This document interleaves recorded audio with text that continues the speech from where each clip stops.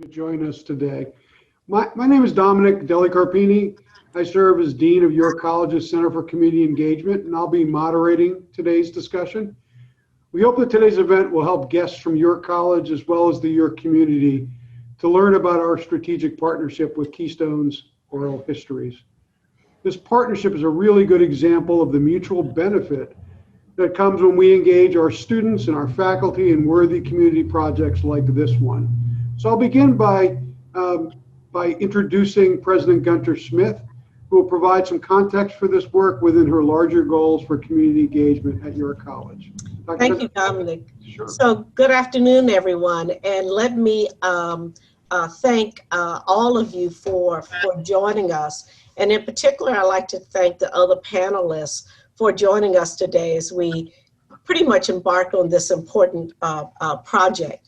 You know, years ago when we thought of the Center for Community Engagement, and I should say that York College has always been involved in our community, but as we started to expand our emphasis with respect to providing services and programming for the community and also for our students, one of the things that was very important to us as the college was not only to serve the community, but provide opportunities for our students to learn, and to learn in a way in which they have a real impact on the area in which we lived, and thereby understand that they are an important part of this community, and in learning about it, that they have an opportunity to really have a major impact.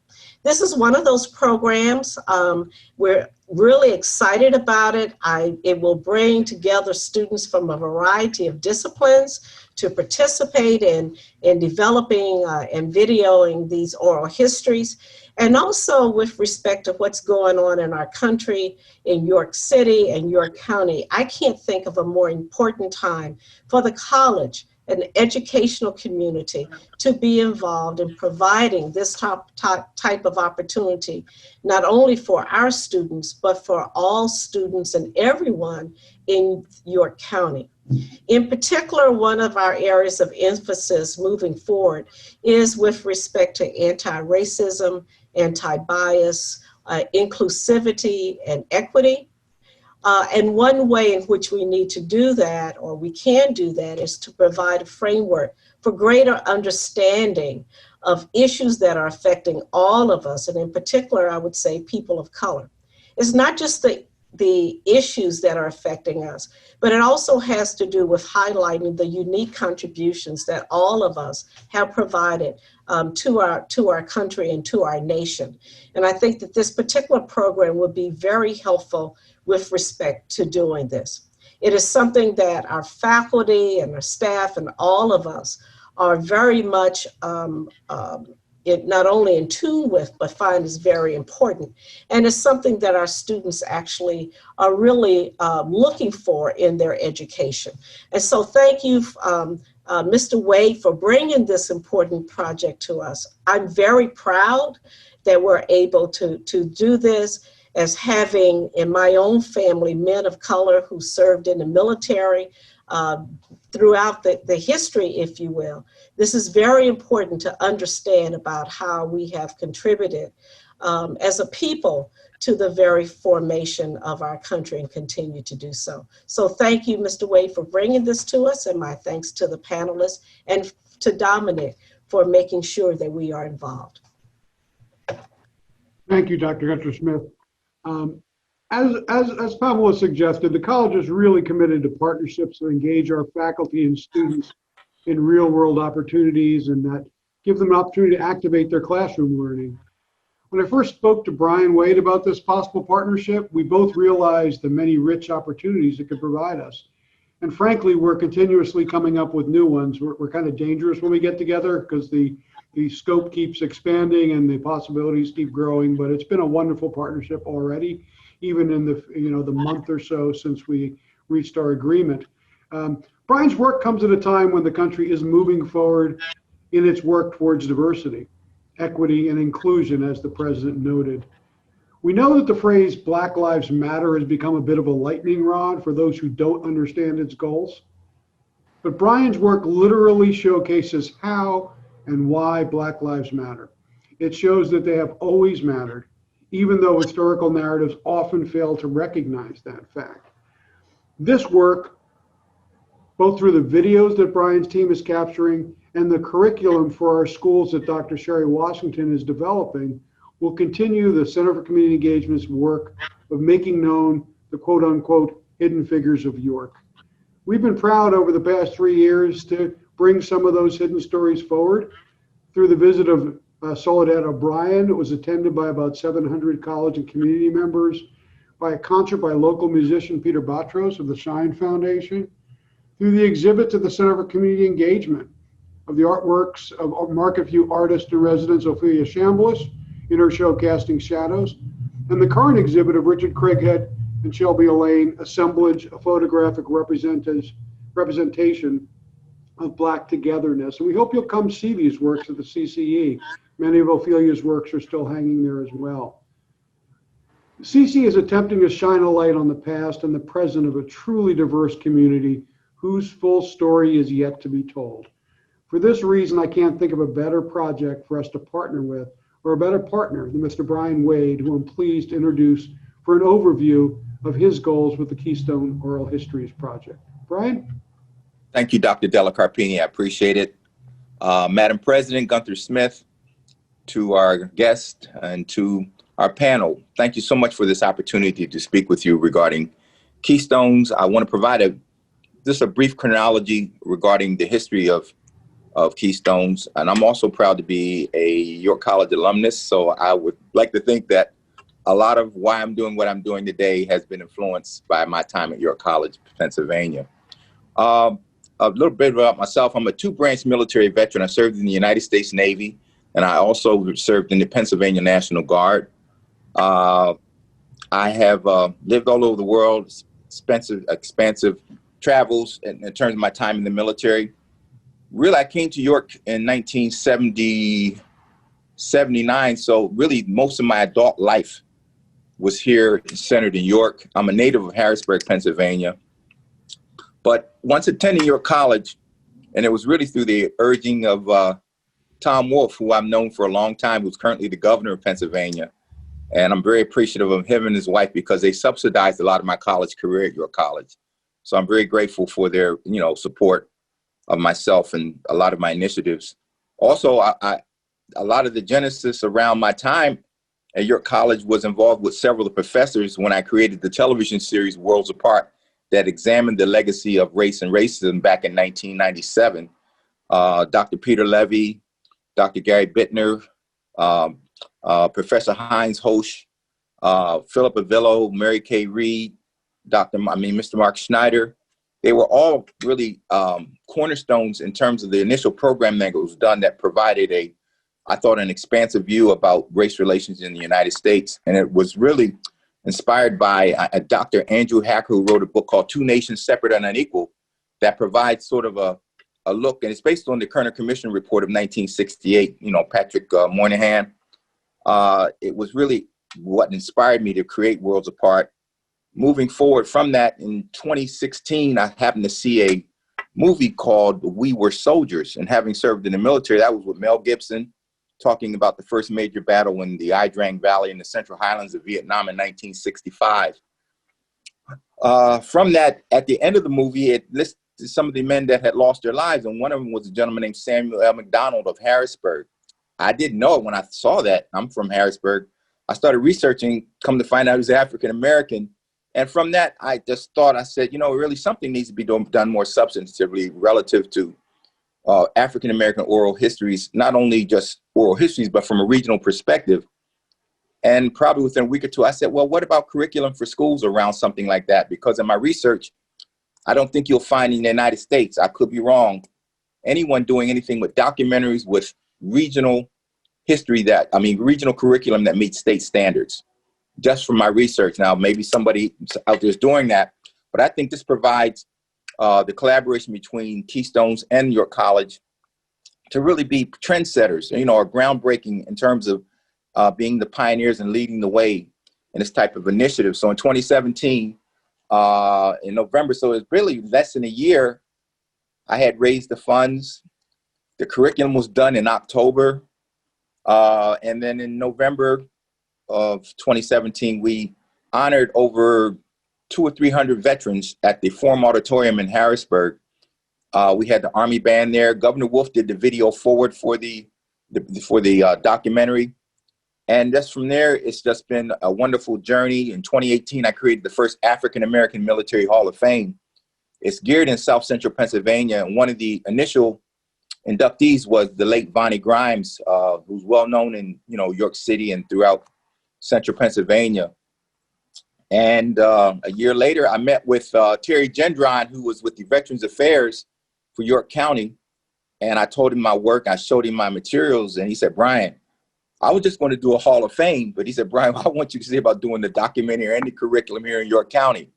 So one thing led to another, and it became a domino effect. I came to York and spoke to Samantha Dorm, who's doing great work out with the Friends of Lebanon Cemetery. She basically sort of laid out a path for me in terms of who to meet. From that, I met Dr. Washington, who I've known. We taught in the same school system together, and I knew her work. And I said, well, Dr. Washington, I'd love to create this documentary, oral history, and also the curriculum, and I would like to bring you on to lead that charge. And she was very elated. And from that, it just kept snowballing. Kevin Jackson introduces me to Dr. DelliCarpini. From that, we had a chance to have dialogue. And it's just been a wonderful evolution to see, in some ways, an exponential increase of involvement here in York County. They say, be careful what you ask for, because you just might get it where I've been getting it in spades, believe me. But it's not really, but it's more than about me. It's about being inclusive, relative to the histories of all ethnic groups. My focus has been with the African-American community, and I don't make any apologies. Recently, I've been approached too, as far as now including the Latino experience. And I've spoken to people in the Latino communities, so they're very excited. So we're just looking to be expansive. I'm really thrilled to involve the students at York College, as they talk about experiential learning, to basically have their hands-on in this process as far as doing the filming, having a part in the development of the curriculum. And I've had wonderful conversations with Dr. Desantis and other members within the faculty regarding this. So we're just appreciative, and that's enough for now. So I don't want to go over my time limit. So thank you so much for this opportunity. Thank you, Bryan. Would you like to introduce Dr. Washington? Yes. At this time, I'd like to introduce Dr. Sherry Washington. She's a native of York. I've known her for a long time, and I'm very appreciative to have her on board and having her being the anchor for the development of this curriculum. And at this time, I'd like to introduce in the person of Dr. Sherry Washington. Good afternoon, everyone. Thank you for that warm introduction, Bryan. And thank you, Dominic, for inviting me to be part of this panel. As Bryan said, my name is Dr. Sherry Rowland Washington. I am a native of York. I'm also an alumni of York College, where I received my principal certificate. So it is exciting to be able to work with one of my alumni associations. My background is curriculum and instruction. I am a retired administrator in the public school district, and I also used to work for York Country Day. So developing curriculum is my passion. And as I researched and worked with different school districts in Harrisburg City School District, Stilton High Spire, and when I taught in York City School District, a lot of times in our history curriculum, it's not as inclusive and pieces are admitted. And so when Bryan approached me about this idea of this Keystone project, the oral history of the veterans here in York County, African-American veterans, I got excited. And then Bryan starts talking about the storyboard. And as he's going over the storyboard, in my mind, I'm going over the curriculum and how is it going to be sequenced. Right. So we're excited that this piece is going to be aligned, not just aligned to the documentary, but also aligned to the Pennsylvania Common Core standards, but also integrated with input from students from your college. This curriculum will be able to either be offered as an elective at high schools, or it could be included as a part of the current curriculum, not a supplement, but interwoven throughout the curriculum. We also are looking forward to including an elementary piece, not as extensive as the high school piece, but a piece for the elementary and middle school that will be on their level, but kind of like leading up to the great stuff they're going to get when they are able to take this course as a high school student. Am I missing anything, Bryan? No, I think you've given a good synopsis of what we're looking to do. And I'm very appreciative to have you on board. And I believe that Ms. Colleen Stauffer is also going to be working with you too. Yes, Ms. Colleen Stauffer, she is an educator at York City School District. She is taking the lead for the elementary and the middle school piece. We are working together. We're excited. And then I definitely cannot leave out the piece that I am so excited for the other two professors from York College to get ready to talk about. We're looking forward to having this be a hands-on curriculum, yes, where our students will get to actually engage in inquiry-based learning and hands-on activities. So Bryan mentioned my good friend Samantha Dorm, who's partnering with Tina in leading the Friends of Lebanon Cemetery. And in case you're not familiar, the Lebanon Cemetery was a cemetery in York County, York City, that African Americans were restricted to. That was the only place we could be buried. And there are a lot of historical African Americans who are buried in that cemetery. And so as we complete this curriculum and the documentary, some of the ideals we're considering, when we come to that one piece in the curriculum, we want our students to engage in hands-on activities where perhaps there might be a field trip to the cemetery and they have to work in partners and pairs and research the history of that person and get in contact with the people, with their ancestors who still live in York County or nearby, really helping our young people connect to history so that they can be immersed in the history. And so we're looking forward to working with the students from York College to develop these types of extended activities that will align with the curriculum. Dr. Washington, I wanted to say something real briefly. It was just last week when we were at the Historical Society that we found out, and I didn't know this, that St. Patrick's here in York allowed the burial of African Americans in their cemetery. So, that's recent news to me, so that's a part of the digging that we've been doing. There's a gentleman named George Wood who served in World War I. From what we're telling, the research is he had an expansive burial and funeral, and several families in the St. Patrick Cemetery are African American. So we're unearthing stuff as we speak. So that might be something as an add-on to the curriculum to look at that aspect that African Americans, at least in York County, were buried in other cemeteries outside of just the Lebanon Cemetery. Thank you. All righty.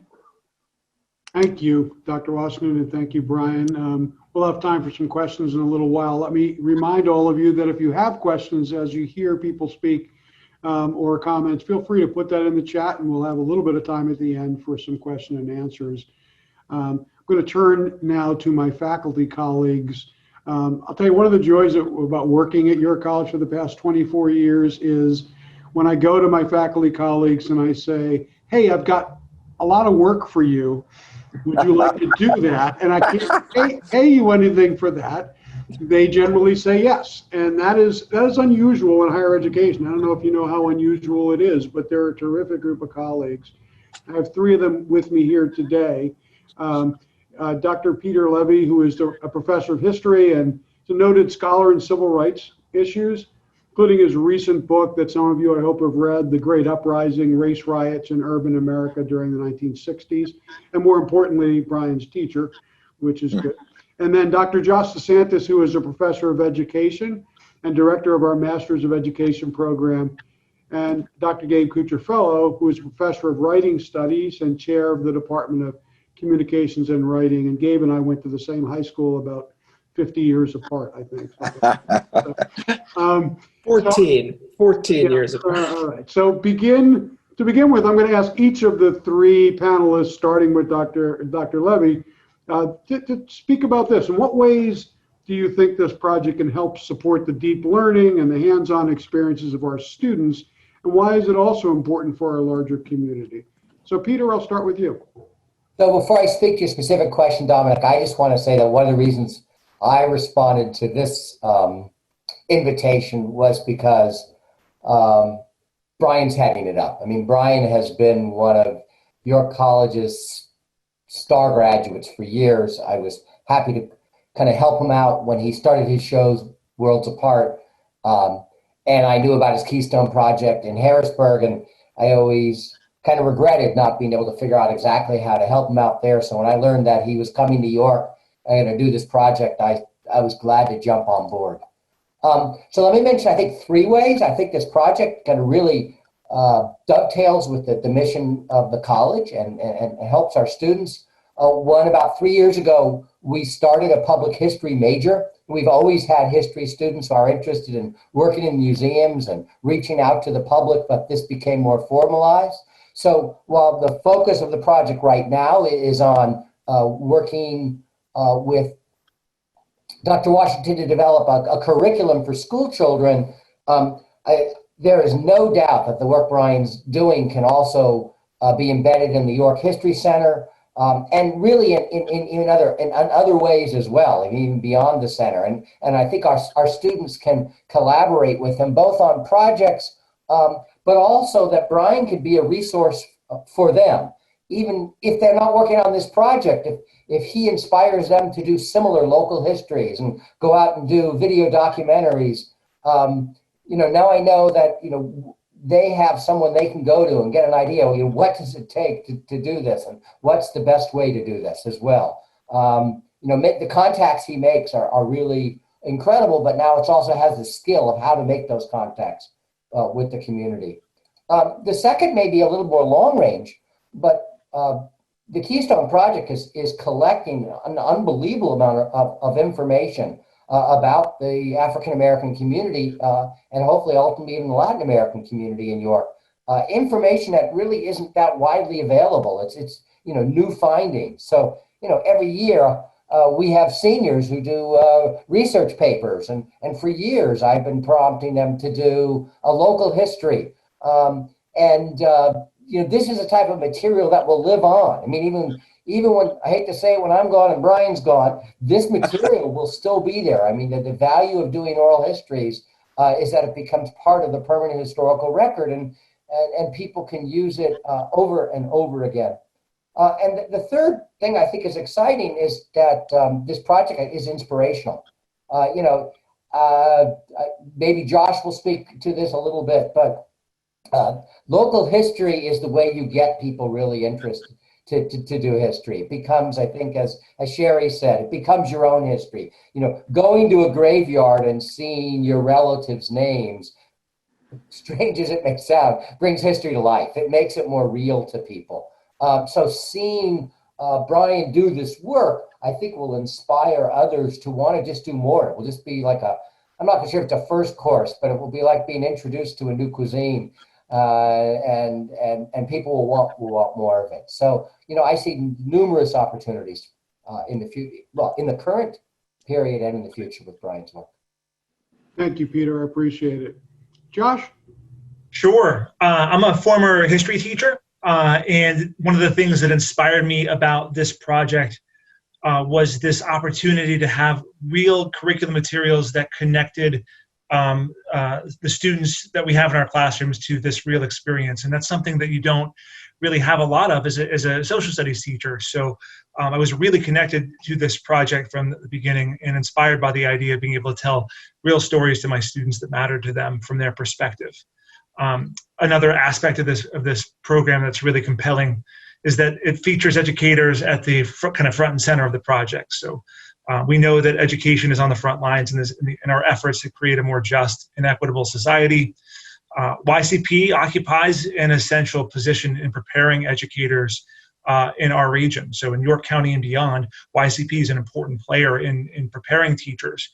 And we're also, a key player in continuing teachers' education through our graduate programs here. And that's primarily my role here at the college at this time. we're really enthused about this opportunity to learn from and with the community. So we have so much to learn from Bryan's engagement with this material, and I really cannot wait to make it available to our students. And we've got room to grow in our understanding and our awareness, lots of room to grow that I think this project can really help us with. I expect our pre-service teachers to assist Mr. Wade and Dr. Washington in preparing some of the curriculum materials.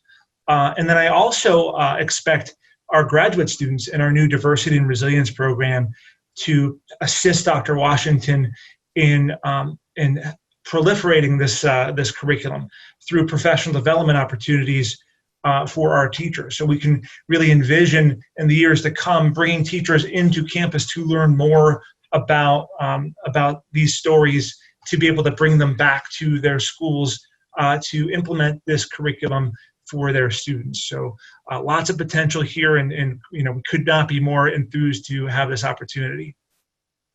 Thank you, Josh. And I'll turn it over to Gabe now. Similar to what Peter is saying, what Josh is saying. One, I think it's a very inspirational project. I think it's kind of wonderful.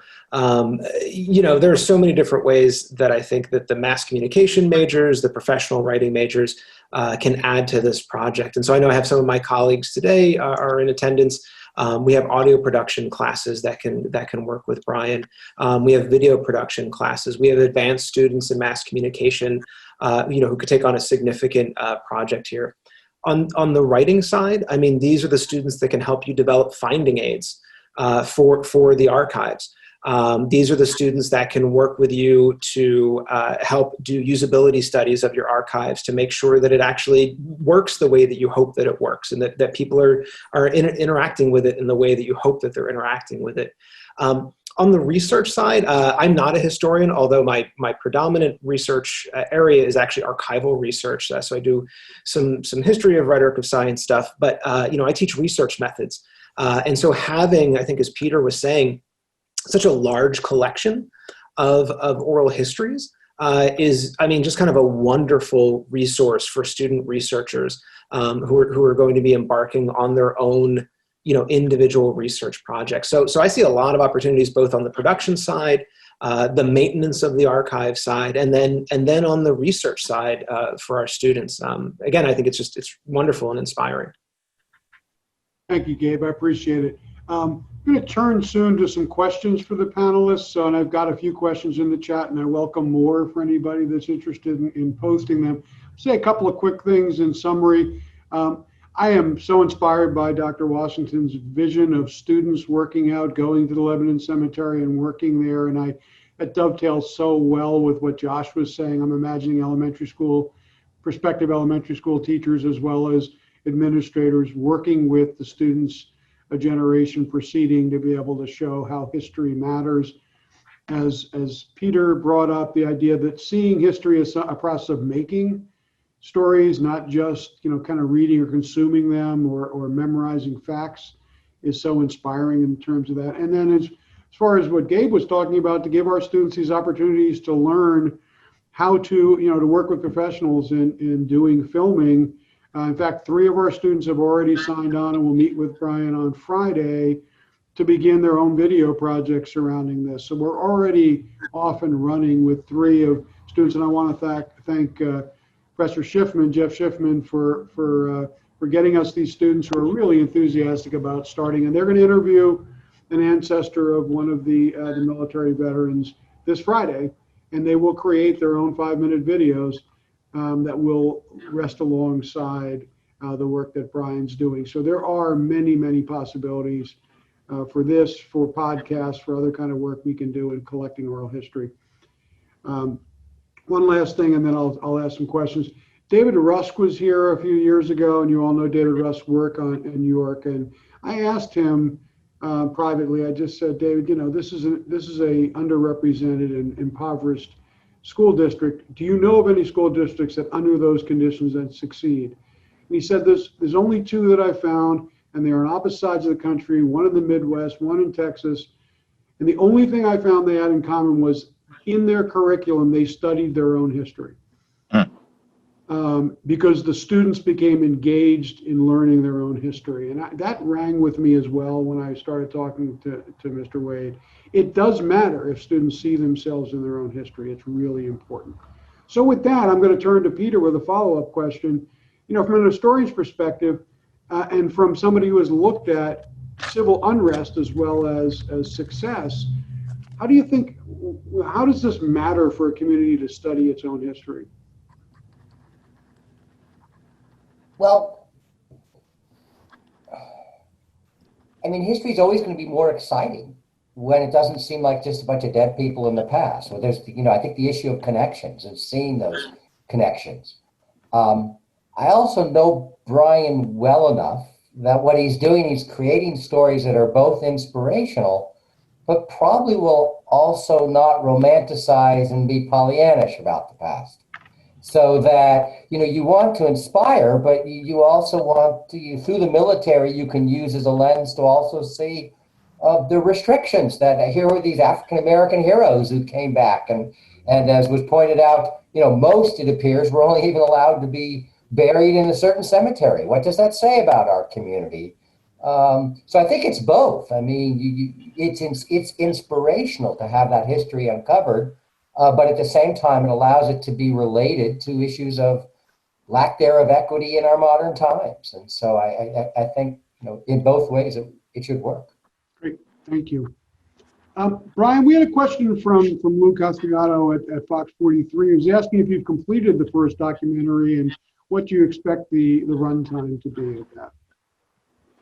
I completed the documentary again in Dauphin County, but the one for York County, I mean, it's like everybody's nipping at my toes. Well, I got this story, I got this story, I got this story. And I'm telling you, know, I said I can't do everything, but I'm looking at, oh boy, hour to hour and 15 minutes. But I know that WITF has reached out to me, talking about a more whittled down version, you know, to put their, you know, things in 56 minutes or so. But I'm looking at around hour to 15 minutes. I'm gonna try to make it as concise as I can, but still provide enough content. So that's the range that I'm looking at. Great. Thank you. And another question, and this one actually is for you, Bryan, as well. So, you know, when it comes to building historical curriculum, why did you decide to focus on military veterans? Well, actually, because one, I'm a military veteran. Again, I was inspired by the movie. And I thought when you look at really a cornerstone in American society has been the military, you know, in terms of all of our involvement around the world.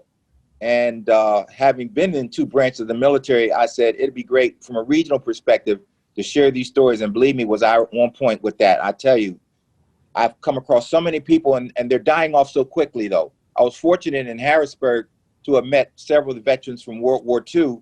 And shortly after the documentary, some died after 3 months after doing the documentary, 6 months. And these people, you know, had really outstanding stories, you know, real world stories. So my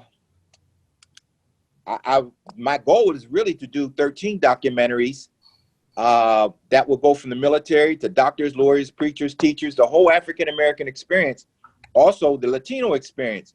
I know the budget to do that, though, over 7 years is like $1.1 million. We've already sort of whittled out a budget. So I'm hoping that I can raise that kind of money. And also, we want to raise the money to be able to, if the schools will accept it, to get the curriculum at no cost. Because I know COVID has really wreaked the school districts' budgets. So that's something else we're working on trying to do. And we're trying to be very strategic. Bryan, would you like to speak about any of the people that have sponsored your work already? Oh, sure. The first was the Veterans Affairs Department under Terry Gendron, Powder Mill Foundation, Shipley Energy, I don't want to forget anybody. Oh, AARP, York College of Pennsylvania, Financial End in Kind. It's like I'm really appreciative. It's been enough to, you know, get the ball rolling. Like I said, our budget is quite expansive, but I'm just really happy with the support. So, matter of fact, I meet with the York Community Foundation tomorrow. So we'll see how that goes. Great, thank you. Yeah. A question from the college archivist, and this would be, you know, for Bryan, but anyone else who can chime in, because I know you all have some information on this. Sure. What you wanted to know is how will students access sources? Will it be hands-on only, or are there digital sources you're looking at? And if not digital, will digitizing what you do find be part of this process? Well, it's going to be an amalgamation of different ways of accessing information. As you well know, Dr. DelliCarpini, we were at the Historical Society, so we had individuals that have done a lot of this research specifically around George Wood, who served during World War I. Mr. William Armstrong, who George Wood was his great uncle, they had already put together a nice repository of information regarding this individual. It makes my job a lot easier too, because they had done the research. You know, some of the members at the Historical Society, Mr. Armstrong, Terry Gendron from the Veterans Administration had done research. So it was great to be able to access all of those sources. So I would say there's going to be a lot of ways to access information about veterans. Thank you. Yep. And I'd like to pose this question to Dr. Washington, but also then have others comment on it. So making history was at one point purely text-based. And I know in Gabe's department, they've moved to multimodalities, that education has changed. There are many ways to learn. When we think about curriculum alongside a film project, why does that make sense for these kind of students? And even more so perhaps in the days of remote education. Dr. Washington, do you want to start? Sure. I think Dr. Levy said it best. It's about connections and really engaging in authentic learning. When a student can read a textbook and having the book in hand or online, and then watch the documentary that aligns to the topics in that textbook, and then engage in the authentic inquiry-based learning, that's what learning is really about. And given our current situation where students are learning remotely, virtually, whatever the term people want to use, our students need to be engaged. And that engagement comes part with having that background of knowledge and connecting to the text. This project is the perfect opportunity to inject some life back in curriculum and learning. Thank you. Others want to comment on that? Gabe? Yeah, I was gonna say, you know, I'm thinking for our students, the students who are gonna be working with Bryan, the video students. I mean, these are, you know, authentic, open-ended, unstructured problems to solve, right? Sitting down with an interview participant, you know, making sure the lighting works, making sure the audio works, et cetera, et cetera. I mean, they're going to have to troubleshoot, right? As they're actually getting the interview recorded. And then on the back end, then having to make sure that the production of the video works as well. So I think it's both in the consumption of the video and audio, but also the production of it, which can be authentic. And I also think, you know, not to knock textbooks. Textbooks were at one point cutting edge technology. But I think because we have access, and I know Dr. Desantis does a lot of work with this, but because we have and our students have access to a variety of digital platforms, we should be meeting them with content that exists within those platforms as well. That's what they're used to now. I mean, that is how they live. That is how they experience the world. And I think if we don't keep up in engaging them where they live, it's not going to be as engaged. It's not going to be engaging for them. Thank you. Josh, do you want to comment on that, or Peter? No, Josh. Yeah, absolutely. It's a challenge under the best of circumstances to reach, and connect with a young person in history. If you'd ask most students, what their least favorite subject was when they leave high school, a lot of them are going to say it was history, and the rest say writing. So if you're writing, here we are, right? So the challenge becomes how do you connect and engage and inspire a learner? And sometimes it's about the subject itself, the discipline, which is why I think coming at this from the military history lens is already a high engagement level for lots of folks. That's a lens that you can learn a lot of other aspects of history from. So I think that's a really intelligent way to kind of present this content. And the other way is through the modality. So are you presenting it in a way, as Dr. Washington said, that's relevant? Are you presenting that content in a way that the students are going to be able to kind of connect and engage with it? And I think between Bryan's documentary and Dr. Washington's curriculum, I think that it's the perfect connection between those things. And then having this opportunity to lend some expertise, but also glean so much information through York College's partnership is a really profound thing for us. So to answer the question, we're going to connect and engage because of the quality of the materials that this project's going to yield. Thank you. If I could add just a brief addendum, add something, please. Another component to what I'm doing, though, is after the release in Dauphin County, like Penn State and other institutions, I actually had panel discussions with some of the actual participants in the documentary. So it became like, okay, I can actually touch and feel them and talk to them. That window, especially for World War II, is closing rapidly. It really is. I don't know if there are any veterans left, even from World War II, African-American veterans in York County now from World War II. I've researched that, and I don't think there are any left. I could be wrong. That Korean window is closing. Vietnam is even closing, to some extent because of Agent Orange and a lot of other things that impacted all the soldiers. So if I can, I will at least try to get primary sources or someone that was close to the individual, but then they could have that engagement with the actual individuals. Yeah.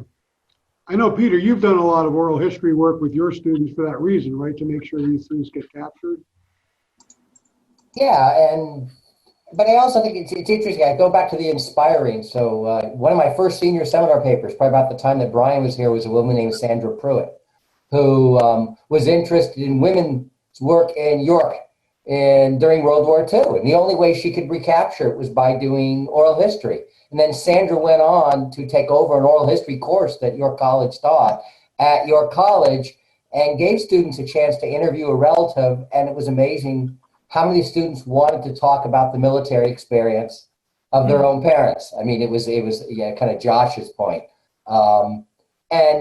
And not just of men, but also of women, so that we need to kind of capture. Absolutely. Even for the women who don't go to war, what's the experience of having a loved one or a son or a daughter or a father who's away? I think that's part of the story, because they're sacrificing and contributing, and that comes out through oral histories. It doesn't always come out in the textbook as much. Thank you, Peter. I'm going to ask one more question and then we'll wrap up. I want to be mindful of people's times.